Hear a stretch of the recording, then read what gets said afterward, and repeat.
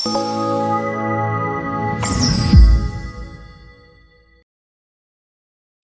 నేరస్తుడైన మాజీ శాసనసభ్యుడు వల్లభనేని వంశీ ఒకానొకప్పుడు మదం తలకెక్కి ఆయన చేసిన వ్యాఖ్యలు చంద్రబాబు నాయుడిని ప్రతిరోజు లోకేష్ని రోజు తిట్ల దండకంతో తిడుతూ అసలు సభ్య సమాజము అసహ్యించుకునే విధంగా ఈ భూమిల మీద లేకుండా దేవుని వద్ద ఉన్న చంద్రబాబు నాయుడు పూర్వీకుల గురించి విమర్శించడం. ఆయన చెప్పింది ఒకరోజు ఈ సాక్షి ఛానల్లో గొప్పగా ప్రసారం చేశారు. ఏమైనా ఒక డైలాగ్ చెప్పాడు ఈ వల్లభనేని వంశీ. చంద్రబాబు నాయుడు తండ్రి పేరు ఖర్జూర నాయుడు. వాళ్ళ వంశాన్ని వ్యంగ్యంగా మాట్లాడుతూ ఏమన్నాడో తెలుసా? ఖర్జూర నాయుడు వాడి బాబు లవంగాల నాయుడు, వాడి బాబు యాలుకల నాయుడు వచ్చినా నన్ను మా గురువు కొడాలి నానిని వెంట్రుక కూడా పీక్కోలేరని చెప్పాడు. ఇది ఆయన. అటువంటి సభ్యత లేని ఈ వంశీ చంద్రబాబు నాయుడు సతీమణి శ్రీమతి భువనేశ్వరి గురించి ఆయన చేసిన వ్యాఖ్యలు, వంశీకి భార్య ఉంది కదా, వంశీకి తల్లి ఉంది కదా, అయినా వంశీ పుట్టింది ఒక పవిత్రమైన టీచర్ల దంపతులు. ఈ వంశీ తండ్రి రమేష్ చంద్ర, ఆయన ఒక అధ్యాపకుడు. వీళ్ళేమి పుట్టినప్పుడేమీ సంపద కలిగిన వాడు కాదు, సైకిల్ మీద తిరిగిన వాడే. సాధారణ దిగువ మధ్య తరగతి కుటుంబంలో పుట్టాడు వంశీ. తండ్రి వల్లభనేని రమేష్ చంద్ర ఒక గవర్నమెంట్ స్కూల్ టీచరు, తల్లి కూడా టీచరే అరుణమ్మ. వాళ్ళ తల్లిదండ్రులను వాళ్ళకున్న పేరు ప్రతిష్టలు, వారు ఉంగుటూరు మండలంలో పనిచేశారు, గన్నవరం నియోజకవర్గం ఉంగుటూరు మండలంలో. ఈ రోజున వాళ్ళని ఎంత గొప్పగా కొనియాడతారో అటువంటి దంపతులకు చెడబుట్టాడు అని చెప్పి ఈ రోజున జనం అసహ్యించుకుంటున్నారు. ఈరోజు వల్లభనేని వంశీని చూసి జనం ఏమనుకుంటున్నారో తెలుసా? రకరకాలుగా మాట్లాడుకుంటున్నారు. ఎవరికి తోచిన భాష వాళ్ళు మాట్లాడుకుంటున్నారు. అనుభవించు రాజా అనుభవించు అని కొంతమంది అంటుంటే, ఇంకో కొంతమంది చట్టం అంటే అర్థమైందా రాజా అని కొంతమంది, ఇంకా కొంతమంది ఇంకా వ్యంగ్యంగా ఎరా దోల తీరిందా అని అంటుంటే, మరికొంతమంది వీడికి పాపం పండిందిరా. ఇంకా ఏదైనా కొంతమంది విజ్ఞులు శిశుపాలుడిని 100 తప్పులు చేసే వరకు వేచి ఉన్నాం, వీడు 100 తప్పులు అయిపోయింది, వేటు పడింది, జైలుకి వెళ్ళాడు ఈ వల్లభనేని వంశీ అని చెప్పి జనంలో సానుభూతి లేదు, సంతోషం ఆనందాన్ని వ్యక్తపరుస్తున్నారు. తర్వాత సొంత పార్టీ వైఎస్ఆర్సీపీ శ్రేణులన్నా ఏదైనా సానుభూతి చూపిస్తారంటే అది కొరవే. ఎందుకంటే వస్తే కేసులు పెడతారు, ఇక జీవితకాలం కోర్టుల చుట్టూ తిరగాలి. వల్లభనేని వంశీ కోసం బయటకు వస్తే, ఇల్లు దాటి బయటకు వస్తే ఈ యువతకి ఉద్యోగాలు రావు, విదేశాలు వెళ్ళాలంటే పాస్పోర్ట్ రాదు. ఎందుకు వచ్చింది జీవితం సర్వనాశనం అయిపోతుందని ఎవరి దారిని వాళ్ళు ఉన్నారు. ఆ వైఎస్ఆర్సీపీ పార్టీ నాయకులకు శ్రేణులకు అర్థమైంది, ఈ పార్టీ జీవోత్సవంలా ఉంది, రేపో మాపో జెండా పీకేపోతున్నారు, నాయకులందరూ సర్దుకుంటున్నారు. ఎందుకు పక్కన ఏలూరు జిల్లాలో డిప్యూటీ ముఖ్యమంత్రి, వైద్య ఆరోగ్య శాఖ మంత్రిగా పనిచేసిన 3 సార్లు ఎమ్మెల్యే గెలిచిన ఆళ్ళ నాని, ఆయన కూడా దుకాణం సర్దుకుని తెలుగుదేశం పార్టీలోకి వచ్చేసాడు కదా, ఇంకెవరు ఉండే పరిస్థితి లేదు. కనుక ఇటువంటి జెండా పీకేయబోతున్న పార్టీ కోసం రోడ్డెక్కితే నాయనో ఇక మనకు తప్పదు, పోలీస్ స్టేషన్లు, కోర్టులు, ఇక యువతకైతే పెళ్ళి అవ్వదు, పాస్పోర్ట్లు రావు, ఉద్యోగాలు రావు. ఇంకోటి ఏంటంటే బ్యాంకుల వాళ్ళు ఈ నేర చరిత్ర కలిగిన వారికి కోర్టుల చుట్టూ తిరిగే వాళ్ళకి అప్పులు కూడా ఇవ్వనట్టున్నారు. అది పరిస్థితి. ఈ వల్లభనేని వంశీ అనరాని మాటలు. ఆయన ఏమైనా చదువు తక్కువది, ఏమన్నా వేలుముద్ర. వల్లభనేని వంశీ అనే వ్యక్తి ఆయన వెటర్నరీలో బీవీఎస్సీ చదివాడు. తర్వాత Acharya Ranga university BVSc veterinary doctor course చదివి మళ్ళీ దాంట్లో ఎంవీఎస్సీ చదివాడు. అంటే ఇతను చదువుకున్న అసభ్యకరమైన అజ్ఞాని అని విశ్లేషకులు భావిస్తున్నారు. ఇతను ఈ వల్లభనేని వంశీ ఫిబ్రవరి 2023లో అంటే ఎన్నికలకు సుమారు ఒక సంవత్సరం ముందు తెలుగుదేశం పార్టీ కార్యాలయాన్ని ధ్వంసం చేసి అక్కడే కార్లకు నిప్పులు పెట్టి తర్వాత ఫర్నిచర్ అంతా ఇరగొట్టి తగలబెట్టేశారు, కార్యాలయాన్ని తగలబెట్టేశారు. అక్కడ పనిచేస్తున్న కంప్యూటర్ ఆపరేటర్ సత్యవర్ధన్ అనే వ్యక్తి పోలీసులకు ఫిర్యాదు చేశాడు. పోలీస్ స్టేషన్కి సత్యవర్ధన్తో పాటు నేటి Andhra Pradesh state road transport corporation APSRTC chairman Konakalla Narayana, ప్రస్తుతం మంత్రిగా ఉన్న కొల్లు రవీంద్ర ఇద్దరు కూడా వెళ్ళి గన్నవరం పోలీస్ స్టేషన్లో కేసు నమోదు చేశారు. ఈ సత్యవర్ధన్ ఆయన ఎస్సీ సామాజిక వర్గానికి చెందినవాడు. ఆయన ఇచ్చిన ఫిర్యాదు ఆధారంగా ఆగస్టు 20న 2024 ప్రభుత్వంలోకి వచ్చిన తర్వాత కూటమి అధికారంలోకి వచ్చినాక వంశీని అరెస్ట్ చేశారు. అరెస్ట్ చేస్తే ఏదో తెప్పలు పడి ఏదో రకంగా కోర్టులో బెయిల్ తెచ్చుకున్నాడు. అతనికి భయం వెంటాడుతూ ఉంది. ఈ సత్యవర్ధన్ పార్టీ కార్యాలయం తగలబెట్టినట్టు ఫిర్యాదు చేశాడు. అతను ఫిర్యాదుదారుడు మళ్ళీ ఎస్సీ ఎస్టీ కేసు బూతులు తిట్టాడు, కులం పేరు పెట్టి దూషించాడని చెప్పి కేసు పెట్టాడు. ఇక ఇది మన మెడకు చుట్టుకుంటుంది, జైలుకి వెళ్ళాల్సి వస్తుందని భయపడి ఈయనే తెలివిగలాడు అనే విధంగా ఎవరైతే ఫిర్యాదుదారుడు ఉన్నాడో ఆ ఫిర్యాదుదారుడితోనే నేను ఈ కేసు ఉపసంహరించుకుంటున్నాను, అసలు ఆ కార్యాలయం తగలబడినప్పుడు నేను అక్కడ లేనని చెప్పించడం, లేదు ఒక వాంగ్మూలను ఇప్పించేసి అసలు నన్ను ఎవరు ఏమనలేదు, ఈ కేసుకు నాకు సంబంధం లేదు, నేను అక్కడ లేను అని చెప్పి చెప్పించాలనే ప్రయత్నం చేశాడు వల్లభనేని వంశీ. అందుకోసం ఈ కంప్యూటర్ ఆపరేటర్గా పనిచేసిన సత్యవర్ధన్ని ఈ సత్యవర్ధన్ ఏం చేశాడు, పార్టీ ఆఫీస్ తగలబడిపోయింది, ఇక ఇక్కడ ఎందుకులే అని చెప్పి ఆయన హైదరాబాద్ వెళ్ళిపోయాడు. హైదరాబాద్లో ఏదో చిన్న ఉపాధి కొరియర్ బాయ్గా ఏదో పని చేసుకుంటున్నాడు. ఇక ఈయన గొంతు మీద కత్తి వేలాడుతుందని తెలిసిన వంశీ సత్యవర్ధన్ ఎక్కడున్నాడో పట్టుకున్నారు. పట్టుకుని ఆయన్ని కిడ్నాప్ చేశారు. హైదరాబాద్లో కిడ్నాప్ చేసి ఎత్తుకుపోయి ఆయన చిత్రహింసలకు గురి చేసి నానా బూతులు తిట్టి చివరికి ఆయన వృషణాలు ఆ గోలీకాయలపై కూడా దాడి చేసి కాల్తో ఆ ప్రైవేట్ పార్ట్స్ వృషణాల మీద తనటం, ఈ విధంగా హింసపెట్టి అతను ఒప్పించారు.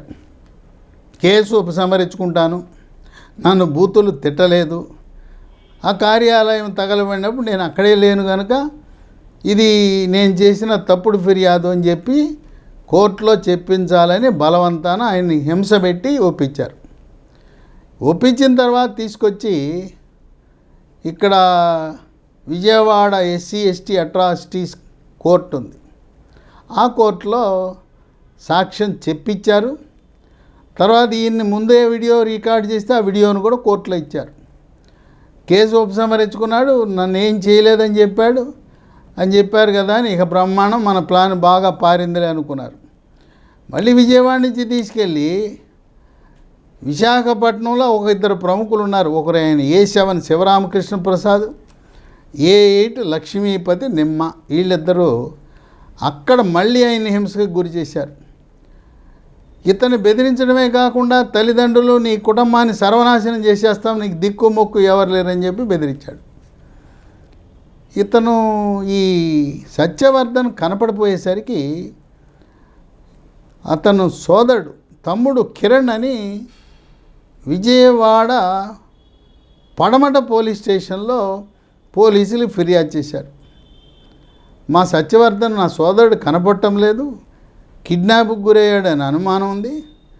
ఈ వల్లభనేని వంశీ ఏదైనా అతనిపై దాడి చేసి అతన్ని కేసు ఉపసంహరించుకునే దానిపై ఒత్తిడి ఉన్నట్టుగా మాకు పరోక్షంగా సమాచారం ఉందని ఆయనతో పాటు గన్నవరం నియోజకవర్గ మహిళా అధ్యక్షురాలు చాలా ధైర్యంగా రమాదేవి ఆమె కూడా ఫిర్యాదు ఇచ్చింది. ఈ ఫిర్యాదు ఆధారంగా విజయవాడ పోలీసులు అరెస్ట్ వారెంట్ తీసుకుని ఎఫ్ఐఆర్ నమోదు చేసి 13 ఫిబ్రవరి 2025 ఉదయం 5 గంటల సమయంలో వల్లభనేని వంశీ ఇంటికి వెళ్ళారు. ఆయన ఎక్కడ ఉంటున్నాడు? గచ్చిబౌలిలో మై హోమ్ బూజా అపార్ట్మెంట్స్లో ఉంటున్నాడు. పోలీసులు వెళ్ళి తలుపు తట్టారు. ఎవరో అనుకున్నాడు పోలీసులు వస్తారని ఊహించలా. పోలీసులు తలుపు తట్టగా తలుపు తీశారు, లోపలికి వెళ్ళారు. అప్పుడు ఎఫ్ఐఆర్ చూపించి అరెస్ట్ వారెంట్ ఇచ్చి మిమ్మల్ని అరెస్ట్ చేస్తున్నాం పలానా కేసులో అని చెప్పారు. అయితే ఈయన ఏం చెప్పేశాడు, సరే నేను వస్తాను మీతో, వెళ్ళి డ్రెస్ మార్చుకొస్తాను, ఇప్పుడు నేను ఇంకా డ్రెస్సులో లేను కదా అని లోపలికి వెళ్ళాడు. ఒక 40 నిమిషాల పాటు ఆయనకి సంబంధించిన వైఎస్ఆర్సీపీకి అనుబంధంగా ఉండే సోషల్ మీడియా, ఈ సాక్షి పత్రిక, సాక్షి టీవీ లాంటి వాటికి, కొంతమంది వైఎస్ఆర్సీపీ నాయకులకు, రాజకీయ గురువైన కొడాలి నాని, అట్లాగే విజయవాడకు సంబంధించిన వైఎస్ఆర్సీపీ నాయకులు, ఇక్కడ దేవినేని అవినాష్, తర్వాత విష్ణు, శ్రీనివాస్ మాజీ మంత్రి, వీళ్ళందరికీ ఫోన్లు చేసి నేను వస్తున్నాను, అది ఎట్టగో నన్ను అరెస్ట్ చేస్తారు, అక్కడ నిరసన గళం ఇప్పాలి, కార్యకర్తలను సంసిద్ధం చేయండి అని చెప్పి వాళ్ళు చెప్పటం. సరే జగన్మోహన్ రెడ్డి కోసం కూడా ప్రయత్నం చేశాడు. జగన్మోహన్ రెడ్డి ఫోన్ ఎత్తలేదు, జగన్మోహన్ రెడ్డి పిఏలు కూడా ఫోన్ ఎత్తలేదు. కనుక జగన్మోహన్ రెడ్డికి సమాచారం ఇవ్వాల. నన్ను పోలీసులు కారులో తీసుకెళ్తారు, మీరు నా వెనకాల రండి, విజయవాడ రండి అని చెప్పి కొంతమందికి ఒక 40 నిమిషాల పాటు అందరికీ ఫోన్లు చేశాడు. వీళ్ళకి అనుమానం వచ్చి పోలీసులు మళ్ళీ తలుపు తట్టారు. ఏమండి మీరు డ్రెస్ చేంజ్ అన్నారు, ఇవన్నీ ఏంటి మీరు చేసేదని చెప్పి వీళ్ళు ఆ భార్యకు కూడా చెప్పారు. అమ్మ మీరు ఈ సత్యవర్ధన్ అనే ఆయన ఇచ్చిన ఫిర్యాదు మేరకు SC ST కేసు, తర్వాత సత్యవర్ధన్ని కిడ్నాప్, అతనిపై హింస, తర్వాత తెలుగుదేశం పార్టీ కార్యాలయం దగ్ధం చేయటంలో, ఈ కేసుల్లో అతను అరెస్ట్ చేశాం, మీకు భార్యగా మీకు సమాచారం ఇస్తున్నామని భార్య పంకజశ్రీకి సమాచారం ఇచ్చి ఇక పోలీసులు కారులో వల్లభనేని వంశీని జాతీయ రహదారి హైదరాబాద్ నుంచి తరలించుకుంటూ వస్తే నందిగామ దగ్గర ఆమె భార్య మా భర్తతో మాట్లాడాలంటే తర్వాత మాట్లాడదు కానీ మీరు పోలీస్ స్టేషన్లో వచ్చి మాట్లాడతారు కానీ చెప్పి వచ్చేసారు. ఫిర్యాదు ఇచ్చిందేమో పడమట్టి పోలీస్ స్టేషను, కానీ ఈయన్ని పడమట్లంక పోలీస్ స్టేషన్కి వస్తారని ఆశించారు. పోలీసులు తెలివిగా కృష్ణలంక పోలీస్ స్టేషన్లో తీసుకువెళ్ళి అక్కడ 1 గంట నుంచి ప్రారంభించి రాత్రి 8:30 గంటల వరకు సుమారు 7 గంటల పైగా అతను ప్రశ్నించి వీలైనంత సమాచారాన్ని రాబట్టారు. ఇక 7వ నిందితుడు 8వ నిందితుడుగా ఉండే శివరామకృష్ణ ప్రసాద్, లక్ష్మీపతి నిమ్మ వాళ్ళను కూడా ప్రశ్నించారు. ఇప్పుడు వీళ్ళతో పాటు వంశీకి అన్ని రకాలుగా ఈ అక్రమాలు అరాచకాలు వీటిల్లో సహకరించే కొమ్మ కోట్లు, ఈయన రామవరపాడు ప్రసాదంపాడు ఎన్కేపాడు ఈ ప్రాంతంలో ఆయన కింగ్ అనుకుంటాడు. ఇంకొక ఆయన భీమవరపు రాము, గంటి రాజు, వీళ్ళందరూ కూడా పరారులో ఉన్నారు. ఈ కేసు ఏదైతే తెలుగుదేశం పార్టీ కార్యాలయం గన్నవరం తగలబెట్టిన కేసులో 88 మంది నిందితులపై కేసులు పెట్టారు పోలీసులు. ఇక వీళ్ళంతా ఎక్కడ దారిని అక్కడ సర్దుకున్నారు. వలభనేని వంశీ పెద్ద ఎత్తున వైఎస్ఆర్సీపీ శ్రేణులు ఇక్కడ నిరసన గళం విప్పుతారనుకున్నాడు. ఎవరు ఏమీ స్పందనే లేదు. అదొక రకంగా అతనికి నిరాశే. ఇక కృష్ణలంకలో పోలీసులు ప్రశ్నించిన తర్వాత ఇక పోలీసులు రిమాండ్ రిపోర్ట్ రాసుకున్నారు. మరి అరెస్ట్ చేసే ముందు వైద్య పరీక్ష నిర్వహించాలి. ప్రభుత్వ గవర్నమెంట్ జనరల్ హాస్పిటల్, కొత్త హాస్పిటల్ విజయవాడకు తీసుకువెళ్ళి పరీక్షలు చేసి అయిపోయిన తర్వాత వల్లభనేని వంశీని కోర్టులో ప్రవేశపెట్టారు. కోర్టులో ప్రవేశపెట్టే సమయం కొంచెం ఆలస్యమైంది. రిమాండ్ రిపోర్టు అది తయారీలో కొంచెం ఆలస్యమైంది.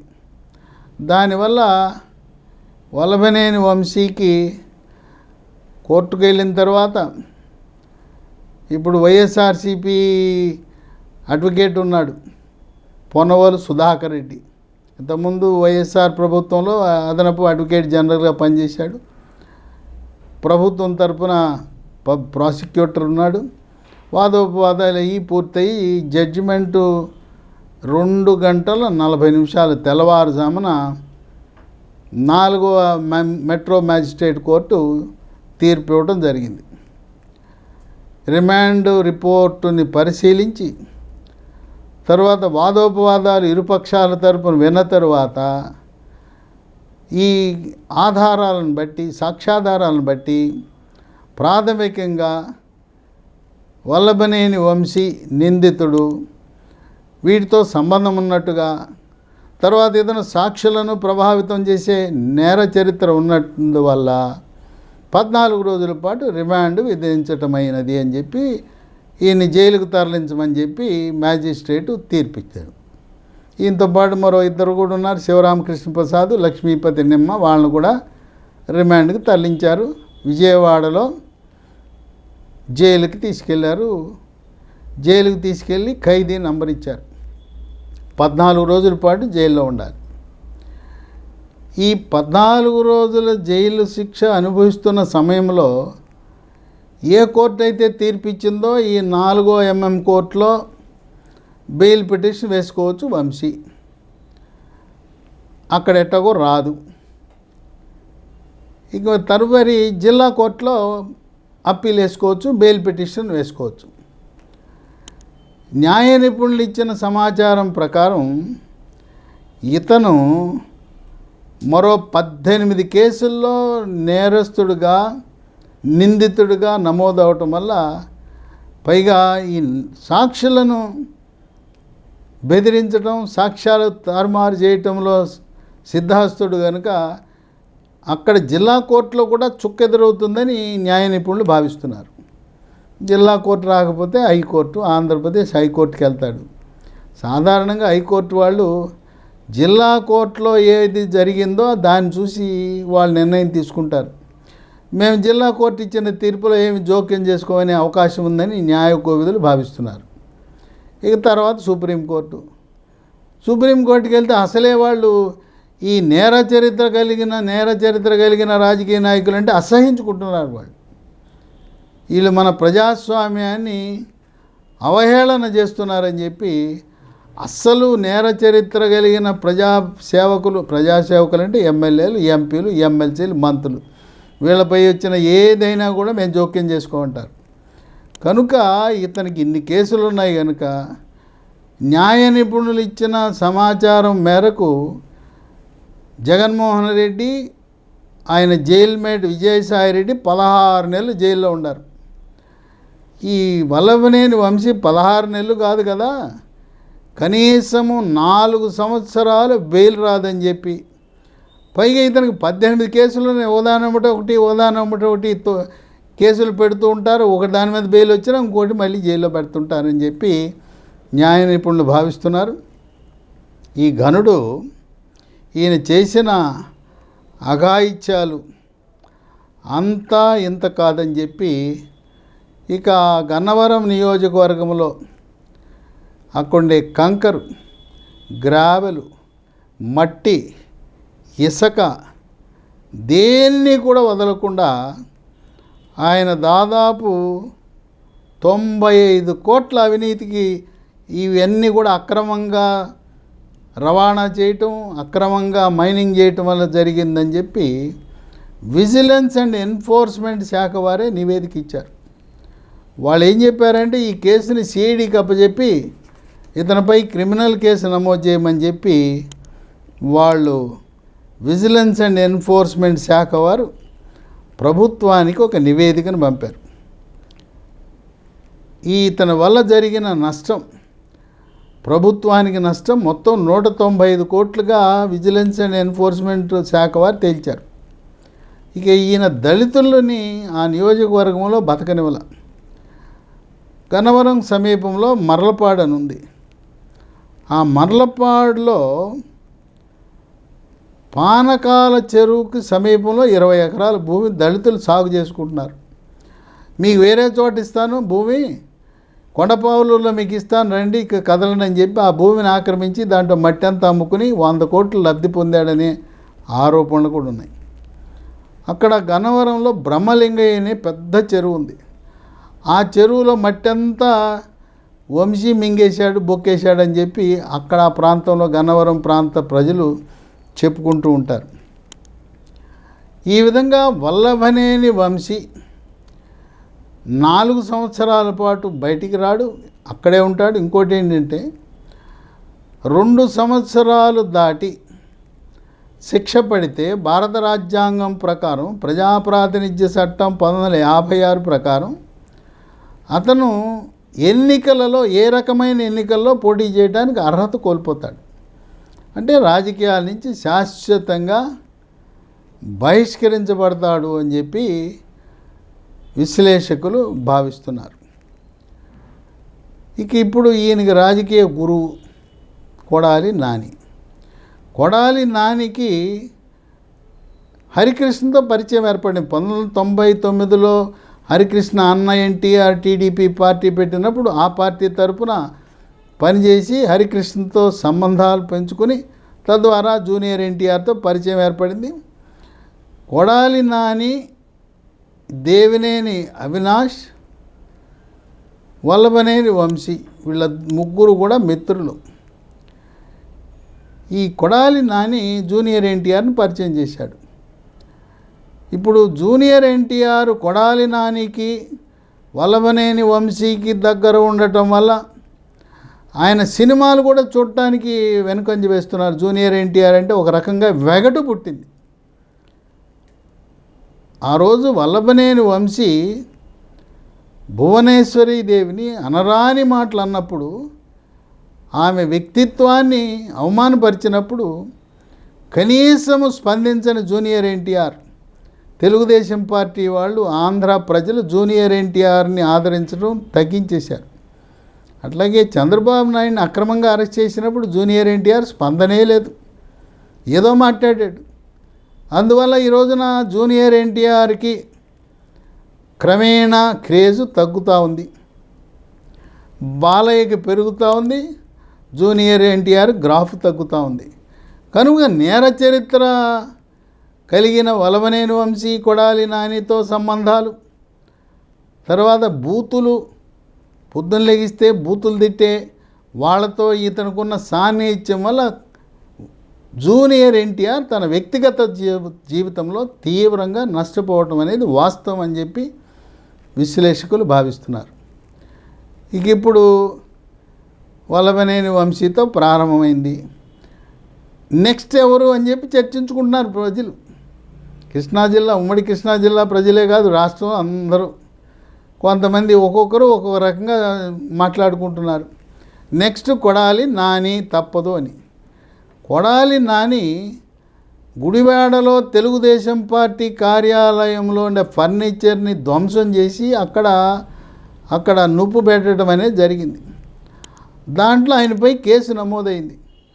త్వరలో ఆ తెలుగుదేశం పార్టీ కార్యాలయ ధ్వంసం కేసులో కొడాలి నాని కూడా కటకటాలు పెట్టబోతున్నాడు. గురు శిష్యులు ఇద్దరు కూడా జైలు మేట్స్ కాబోతున్నారు. ఇప్పుడు పాలిటిక్స్లో ఇద్దరు శాసనసభలో మేట్స్ అయితే అక్కడ ఉండబోతున్నారు. త్వరలో కొడాలి నానికి తప్పదు, కటకటాలు లెక్క పెట్టక తప్పదు, ఖైదీ నంబరు పొందక తప్పదు అని భావిస్తున్నారు. ఇక దీంతోపాటు కృష్ణా జిల్లాలో జోగి రమేష్ పదవి కోసం నోటికొచ్చినట్ల మాట్లాడటం, చంద్రబాబు నాయుడు ఇంటిపై దాడి, తర్వాత అగ్రిగోల్డ్ వ్యవహారంలో ఇప్పటికే కుమారుడిని అరెస్ట్ చేశారు. అగ్రిగోల్డ్ వాళ్ళని అదిరింపులు బెదిరింపులు, దాంట్లో ఆ వ్యవహారంలో జోగి రమేష్ను కూడా అరెస్ట్ చేయబోతున్నారనే వార్తలు వినబడుతున్నాయి. ఇక పేరుని నాని, ఆయన బియ్యం దొంగతనంలో అక్రమంగా దొరికిపోయాడు. ఆయన భార్య, ఆ కేసులో భార్యాభర్తలు ఇద్దరు కలిసి జైలుకి వెళ్ళాల్సి వస్తుందేమో అని చెప్పి న్యాయ నిపుణులు భావిస్తున్నారు. ఇక విజయవాడ నగరం నుండే దేవినేని అవినాష్, ఈయన గతంలో గుడివాడలో తెలుగుదేశం పార్టీ తరఫున పోటీ చేశాడు నాని పైన 2019లో. అడ్డం తప్పించుకోవచ్చు అని చెప్పి దేవినేని అవినాష్ని తప్పించి వైఎస్ఆర్సీపీలో చేర్చి ఆయనకి విజయవాడ ఈస్ట్ సీట్ ఇప్పించాడు. ఇప్పుడు దేవినేని అవినాష్ రాష్ట్ర తెలుగుదేశం పార్టీ కార్యాలయం దాడిపై కేసు నమోదైంది. ఆయన పైన కూడా ఎప్పుడైనా వేటు పడచ్చని విశ్లేషకులు భావిస్తున్నారు. ఇక మరొక మాజీ మంత్రి వెల్లంపల్లి శ్రీనివాస్, ఆయన తిట్టిన బూతులు, ఆయన చేసిన పనులు ఆయన కూడా పడబోతూ ఉంది శిక్ష అని. ఆయన కూడా తప్పదు, వీళ్ళందరూ జైల్లో కలిసి ఒక్కొక్కరు ఒక్కొక్క బ్యారక్లో ఉండాల్సి వస్తుందని ఊహిస్తున్నారు. అయితే వెల్లంపల్లి శ్రీనివాస్ తెలివిగా, ఆయన గతంలో బీజేపీ పార్టీలో ఉండేవాడు, 2014లో బీజేపీ తరఫున పోటీ చేశాడు. ఆయన దారులు వెతుక్కుంటున్నాడు వెల్లంపల్లి శ్రీనివాస్. ఈ వైఎస్ఆర్సీపీ పార్టీ ఉండదు, ఇది పోయే పార్టీయే. గతంలో బ్రహ్మానంద రెడ్డి, రాజశేఖర రెడ్డి, విజయభాస్కర్ రెడ్డి, హేమాహేమీలన్నీ అందరు పెట్టిన పార్టీ. అప్పట్లో పినమనేని కోటేశ్వరరావు కూడా దాంట్లో ఉన్నాడు. వీళ్ళందరూ కలిసి కాంగ్రెస్ అని రెడ్డి కాంగ్రెస్ అని పెట్టారు 1979లో. అది ఎట్టా కాలగర్భంలో కలిసిపోయిందో, లేదా ఆచార్య ప్రొఫెసర్ ఎన్జి రంగా గారు స్వతంత్ర పార్టీ పెట్టాడు, ఆ పార్టీ ఎట్టా కాలగర్భంలో కలిసిపోయింది. అట్టా కలిసిపోయే వైఎస్ఆర్సీపీ పార్టీ ఇది ఉండేది కాదు, పోయేది కాదు. భవిష్యత్తులో దేశంలో అన్ని రాష్ట్రాల్లో ఎన్డీఏ కూటమి కానీ బీజేపీ ఉంటుందని చెప్పి వెల్లంపల్లి శ్రీనివాస్ తనకున్న పరిచయాలతో భారతీయ జనతా పార్టీలో చేరదామని ఆయన దారిలో ఆయన వెతుక్కుంటున్నాడు. అది దొరకకపోతే జనసేనలో చేరదామనే ఆలోచనలు ఆయన ఉన్నాడు. ఈ వైఎస్ఆర్సీపీని వదిలేద్దామనే ఆలోచనలు ఆయన ఉన్నాడు. కనుక వరుసగా నెక్స్ట్ ఎవరు అనేది చర్చ జరుగుతూ ఉంది ప్రజల్లో. చాలామంది వంశీ తర్వాత గురువు కొడాలి నాని, ఇక తదుపరి పేరుని నాని, వెల్లంపల్లి శ్రీనివాస్, దేవినేని అవినాష్, జోగి రమేష్, వీళ్ళందరూ కూడా జైల్లో కటకటాలు లెక్క పెట్టక తప్పదు. ఖైదీ నంబర్ వేసుకుని, ఆ జైలు అధికారులు ఇచ్చిన డ్రెస్ వేసుకుని ఎప్పుడు బయటకు వస్తారో తెలవని పరిస్థితుల్లో ఉండబోతున్నారని రాజకీయ విశ్లేషకులు భావిస్తున్నారు. ఎంత జరిగినా ఎక్కడా కూడా ప్రజాస్పందన అనేది లేదు. భలే మంచి జరిగింది, ఇలాంటి వాళ్ళకి ఇదే జరగాలి అని చెప్పి కనీసం వైఎస్ఆర్సీపీ శ్రేణులలో కూడా కనీస సానుభూతి లేదు. డబ్బులు ఇచ్చినా కూడా, 1000 రూపాయలు ఇచ్చినా కూడా వచ్చి రోడ్డు ఎక్కే పరిస్థితి. ఎందుకు వచ్చింది? వాళ్ళు ఇచ్చేది 1000 రూపాయలు, పోలీసులు కేసులు పెట్టారంటే ఇక మన జీవితం నాశనం అయిపోతుందని ఎవ్వరూ కూడా వచ్చి మద్దతు పలకటానికి కూడా, వైఎస్ఆర్సీపీ నాయకులు అరెస్ట్ అయినా మద్దతు పలకటానికి కూడా స్పందన కరువైంది. 1000 రూపాయలు, లక్షలు, కోట్లు ఖర్చు పెట్టినా కూడా ఎవ్వరూ జనం వచ్చి సానుభూతి చూపించే పరిస్థితి కూడా లేని దుస్థితిలో వైఎస్ఆర్సీపీ పార్టీ ఉన్నదని చెప్పి రాజకీయ విశ్లేషకులు భావిస్తున్నారు. కాలమే నిర్ణయిస్తుంది. నోరు అదుపులో పెట్టుకోకపోతే, విర్రవీగితే, మన పెద్దలు చెప్పిన సామెత ఒకటి ఉంది, ఎంతటి బలవంతులైన మదపుటేనుగైనా ఇటువంటి నీచుల జాబితా అందరూ కూడా ఈ కటకటాలు లెక్క పెట్టాల్సిందే అని చెప్పి వాళ్ళు భావిస్తున్నారు.